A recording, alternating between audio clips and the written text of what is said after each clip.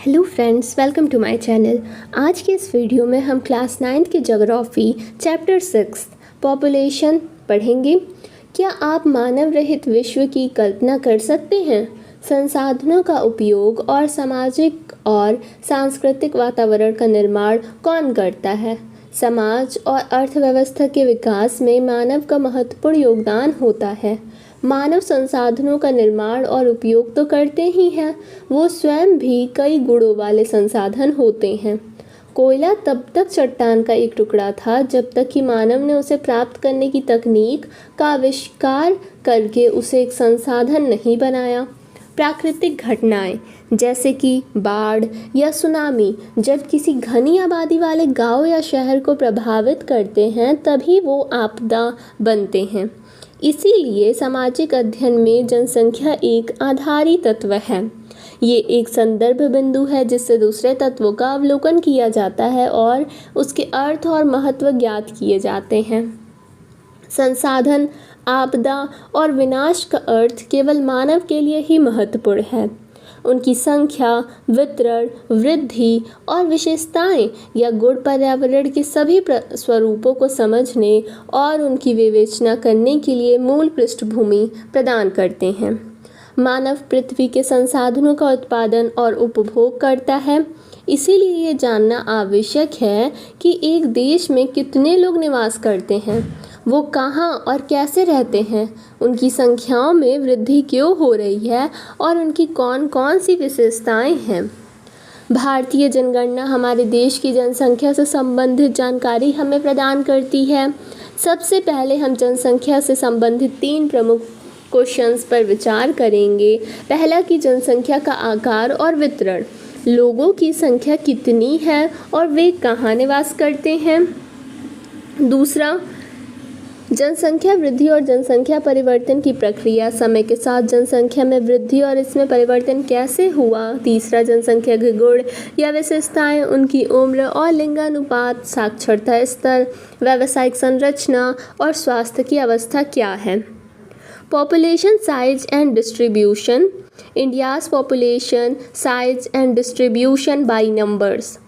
मार्च 2011 तक भारत की संख्या 1210 मिलियन थी, जो कि विश्व की कुल जनसंख्या का 17% है।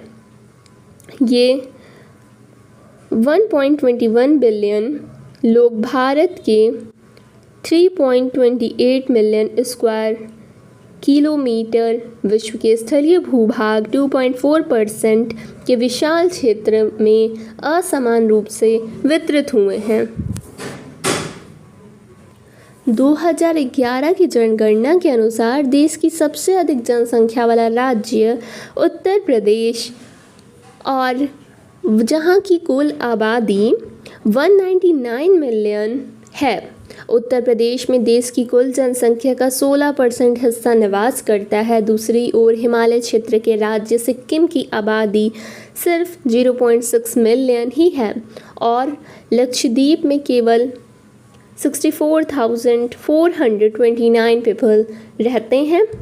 भारत की लगभग आधी आबादी केवल 5 राज्यों में निवास करती है। ये राज्य उत्तर प्रदेश, महाराष्ट्र, बिहार, पश्चिम बंगाल और आंध्र प्रदेश है। क्षेत्रफल की दृष्टि से राजस्थान सबसे बड़ा राज्य है, जिसकी आबादी भारत की कुल जनसंख्या का केवल 5.5% है। सेंसस मीन्स जनगणना एक निश्चित समय अंतराल में जनसंख्या की आधिकारिक गणना जनगणना कहलाती है। भारत में सबसे पहले 1872 में जनगणना की गई थी। हालांकि 1881 में पहली बार एक संपूर्ण जनगणना की जा सकी। उसी समय से हर 10 साल पर जनगणना होती है। भारतीय जनगणना जनसंख्या की सामाजिक और आर्थिक आंकड़ों का सबसे वृहद स्रोत है।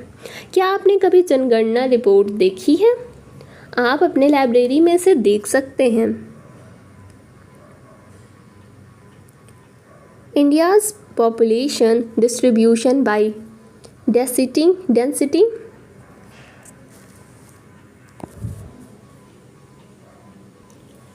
जनसंख्या घनत्व असमान वितरण का बेहतर यहाँ फिगर प्रस्तुत करता है। प्रति इकाई क्षेत्रफल में रहने वाले लोगों की संख्या को जनसंख्या घनत्व कहते हैं। भारत विश्व के घनी आबादी वाले देशों में से एक है।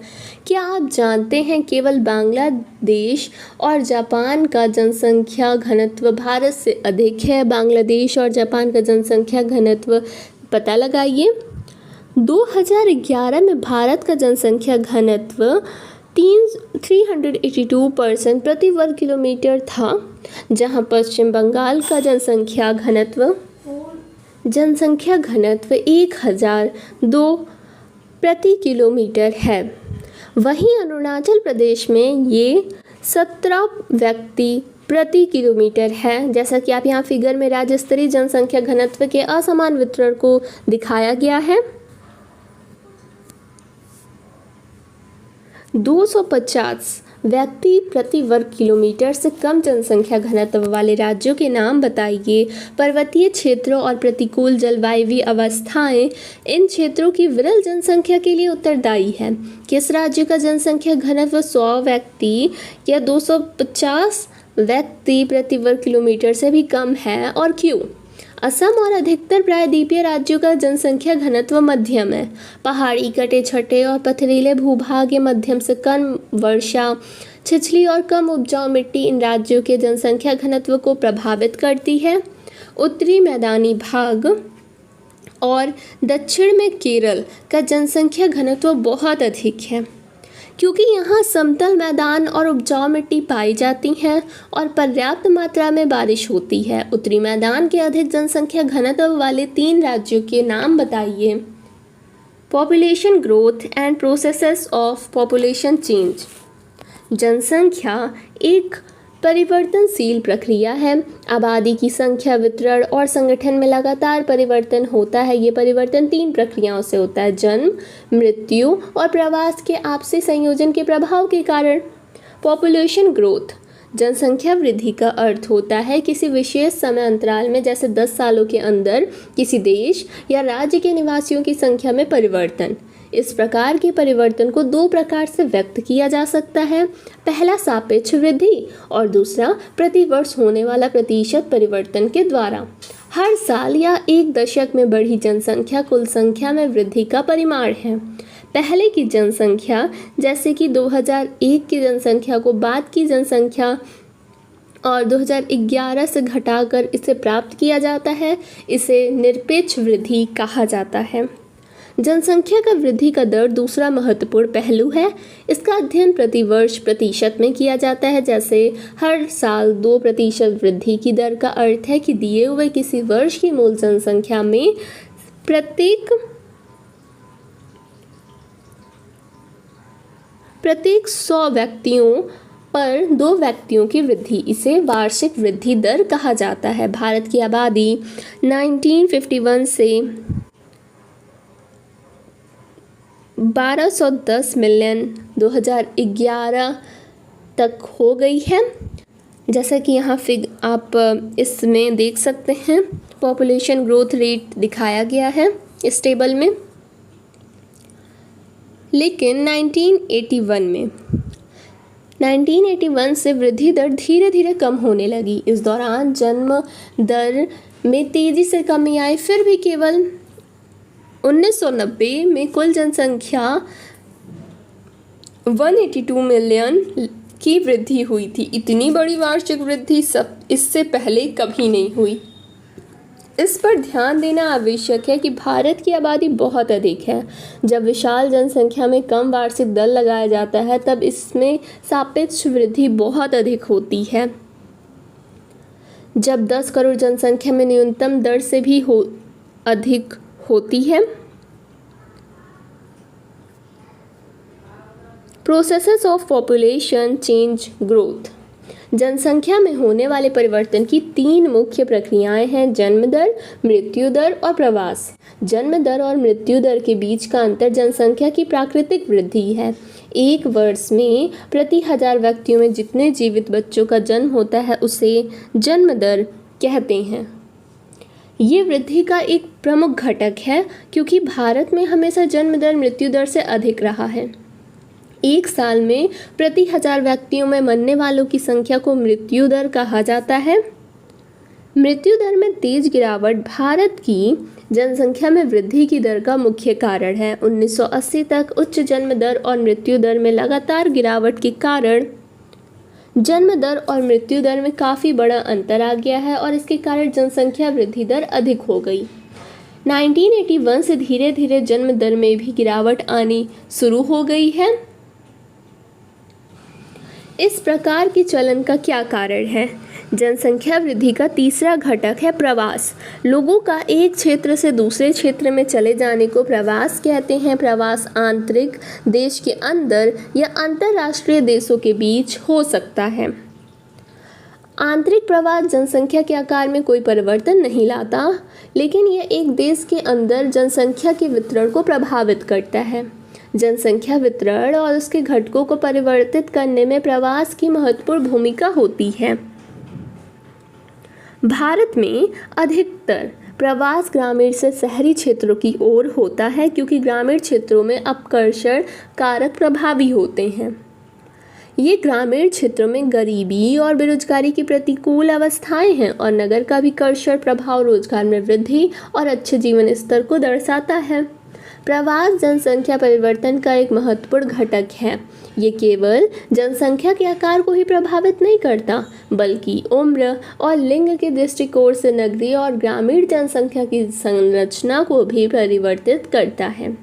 भारत में ग्रामीण नगरीय प्रवास के कारण शहरों और नगरों की जनसंख्या में नियमित वृद्धि हुई है।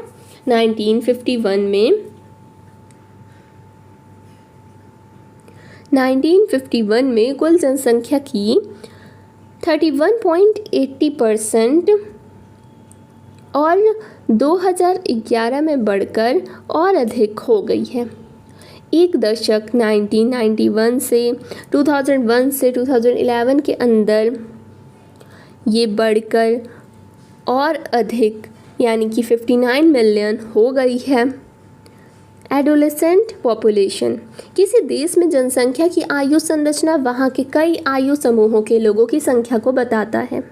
ये जनसंख्या की मूल विशेषताओं में से एक है। एक व्यक्ति की आयु उसकी इच्छा, खरीदारी और काम करने की क्षमता को पर्याप्त रूप से प्रभावित करती है। परिणाम स्वरूप बच्चे, वयस्क और वृद्धों की संख्या कई प्रतिशत किसी भी क्षेत्र की आबादी के सामाजिक और आर्थिक ढांचे को निर्धारक होती है। किसी राष्ट्र की आबादी को 3 वर्गों में बांटते हैं, जैसे कि बच्चे, वयस्क और वृद्ध।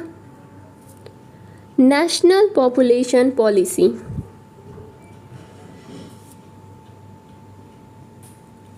यानी कि राष्ट्रीय जनसंख्या नीति परिवारों के आकार को सीमित रखकर एक व्यक्ति के स्वास्थ्य और कल्याण को सुधारा जा सकता है। इस तथ्य को ध्यान में रखते हुए भारत सरकार ने 1952 में एक व्यापक परिवार नियोजन कार्यक्रम को शुरू किया। परिवार कल्याण कार्यक्रम जिम्मेदार और सुनियोजित पितृत्व को बढ़ावा देने के लिए कार्यरत है। राष्ट्रीय जनसंख्या नीति 2000 कई सालों के नियोजित प्रयासों का परिणाम है। राष्ट्रीय जनसंख्या नीति सन 2000 में 14 साल से कम आयु के बच्चे को निःशुल्क शिक्षा प्रदान करने, शिशु मृत्यु दर को प्रति 1000 में 30 से कम करने, व्यापक स्तर पर टीकारोधी बीमारियों से बच्चों को छुटकारा दिलाने, लड़कियों की शादी की उम्र को बढ़ाने के लिए प्रोत्साहित करने और परिवार नियोजन को एक जन केंद्रित कार्यक्रम बनाने के लिए नीतिगत ढांचा प्रदान करती है।